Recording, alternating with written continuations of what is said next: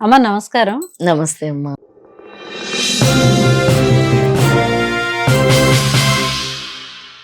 మీరు ప్రతి నెల గానగాపూర్ వెళ్తూ ఉంటారు. చాలా మంది అనుకున్నా వెళ్ళలేకపోతున్నాము. అయితే గానగాపూర్‌కి, ఆరోగ్యానికి ఉన్న సంబంధం ఏంటమ్మా? ఎందుకంటే చాలా మంది చెప్తూ ఉంటారు. మీరు అక్కడికి వెళ్లి చూడండి. మీ ఆరోగ్యం గాని, ఇతర సమస్యలు ఏమైనా ఉన్నా, ఏవైనా పిశాచాలు, భూతాలు పట్టినా మీకు అక్కడికెళ్తే మొత్తం సమస్యలన్నీ తీరిపోతాయని. మీరేం చెప్తారు? గానగాపూర్ అనేది ఒక అద్భుతమైన క్షేత్రం అని చెప్పొచ్చు. ఎందుకు అంటే దత్తాత్రేయ స్వామి వారి రెండవ అవతారము నృసింహ సరస్వతి పాదుకల రూపంలోనే నేను అక్కడ ఉంటాను అని చెప్పి వెళ్ళిన ప్రదేశం అన్నమాట. హ్మ్. చెప్పి అంతర్ధానమయ్యారు నృసింహ సరస్వతి. అయితే గానగాపూరు వెళ్ళాలనుకుంటున్నాను వెళ్ళలేకపోతున్నాను అవును. అన్నారుగా, ఈసారి నాతో వచ్చేయండి. తప్పకుండా.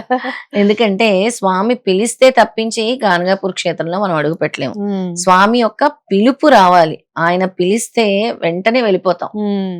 అది స్వామి నుంచి మనకు రావాలన్నమాట. హ్మ్. అక్కడ అడుగు పెట్టాలి అనంటే స్వామి మనల్ని పిలిస్తేనే మనం అడుగు పెట్టగలం. హ్మ్. ఇక గానగాపూర్ గురించి ఆరోగ్యానికి ఏంటి సంబంధం అని అడిగారు మీరు. హ్మ్. గానగాపూర్ లో చూస్తే మనము చాలా మిస్టీరియస్ ప్లేస్ అంటారు చాలా మంది. హ్మ్. ఎందుకు అంటే చాలా మంది బ్రెయిన్ రిలేటెడ్ ప్రాబ్లమ్స్, అలాగే నెగిటివ్ ఎనర్జీస్ ఉండేవాళ్ళు, భూత ప్రేత పిశాచ బాధలు ఉండేవాళ్ళు అక్కడ మనకు కనబడతారు. హ్మ్. అక్కడ చాలా విచిత్రంగా గానగాపూర్‌లో అక్కడ ఆరతి జరుగుతున్న సమయాల్లో వీళ్ళు నాట్యం చేస్తూ ఉండటం అవును. మనకు కనబడతారు. హ్మ్. అది చూసి భయపడిన వాళ్ళు ఎంతో మందున్నారు. హ్మ్. ఒకటే పోల్ లాంటిది ఉంటుంది. ఆ పోల్ మీద నాట్యం అబ్బా! చేస్తారనమాట. అంటే అక్కడ ఎంతటి శక్తి ఉంది. ఈ భూత ప్రేత పిశాచాలను తొలగించే శక్తి హ్మ్. దత్తాత్రేయ స్వామికే ఉంది.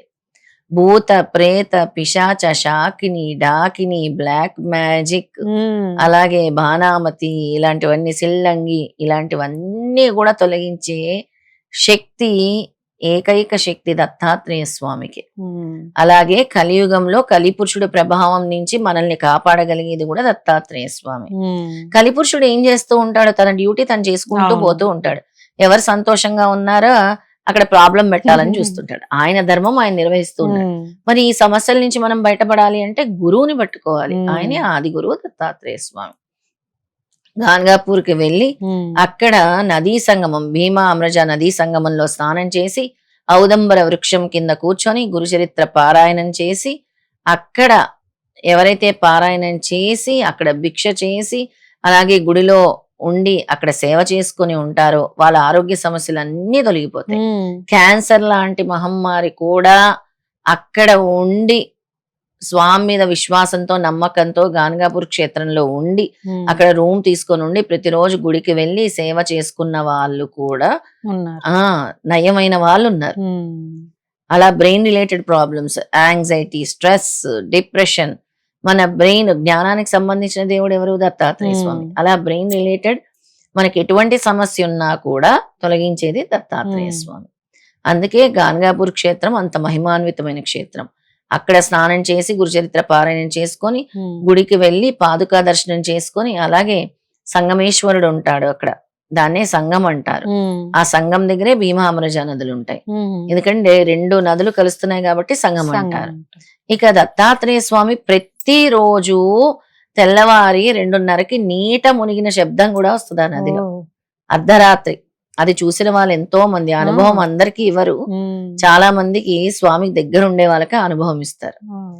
ఆ నీట మునిగిన శబ్దం గూడా వస్తది. అబ్బా! మీకెప్పుడైనా దర్శనమయిందా? చాలా హ్మ్. వేళల్లో అయింది. అదంతా చాలా పెద్ద కథ. నేను గానగాపూరు పాదయాత్ర చేసినప్పుడు స్వామి దర్శనమైంది. హ్మ్. నేను కురవపురం వెళ్ళినప్పుడు స్వామి దర్శనమైంది. అలా వివిధ రూపాల్లో స్వామి నాకు దర్శనం ఇస్తూనే ఉన్నారు. హ్మ్. ఎలా దర్శనం ఇచ్చారో అదంతా ఒక ఎపిసోడ్‌లో ఓకే. మనం చేద్దాం. చాలా పెద్ద స్టోరీ అది. హ్మ్. అలా తప్పకుండా. ఎన్నో అనుభవాలున్నాయి. దత్తాత్రేయ స్వామితో గాని, సాయినాథుడితో గాని నాకుండే అనుభవాలు చాలా అనుభవాలున్నాయి. సాయినాథుడితో ఎలాంటి అనుభవాలున్నాయి మీకు? చాలా చిన్నప్పటి నుంచి నేను బాబా పారాయణాలు ఆ! చేస్తూ ఉండి 2011లోనే బాబా గుడి నిర్మించాను. షిరిడి హ్మ్. సాయిబాబా గుడి. ఎక్కడమ్మా? నిజాంపేట్‌లో. హ్మ్. నిజాంపేట్ ఇప్పుడు ఎక్కడైతే నేను ఉంటున్నానో అక్కడే బాబా దేవాలయం గూడా నిర్మించాను. హ్మ్. ఆ దేవాలయం తర్వాత స్వామి స్వయంగా నాతో దత్తాత్రేయ స్వామి శ్రీపాద శ్రీవల్లభ దత్తపీఠం నెలకొల్పించారు. హ్మ్. మొత్తానికి గానగాపురం స్టోరీ మొత్తం అంతా చెప్పారు. ఈసారి తప్పకుండా మీతో పాటు మేము కూడా వస్తాం. ఆంధ్రప్రభ తరఫున కవరేజ్ తప్పకుండా కూడా చేసుకోవడానికి. అ- అలా వస్తేనే మీకు ఉమ్. చక్కగా గానగాపూర్ క్షేత్రం గురించి, అక్కడ భక్తులు ఏ విధంగా దర్శించుకోవాలి, అక్కడ ఏ విధంగా కోరుకోవాలి, ఉమ్. అక్కడ యొక్క అష్టతీర్థాలు ఉంటాయి, అష్టతీర్థాల విశిష్టత, ఉమ్. అక్కడ పాపన, అక్కడ అష్టతీర్థాల్లో భీమా అమృజ నదితో పాటు షట్కుల తీర్థం ఉంటుంది, భగీరథ తీర్థం ఉంటుంది, ఉమ్. పాపనాస తీర్థం చుట్టుపక్కలే ఉంటుంది, ఉంటాయి. చుట్టుపక్కలే ఉమ్. కోటి తీర్థం ఉంటుంది, ఆహా.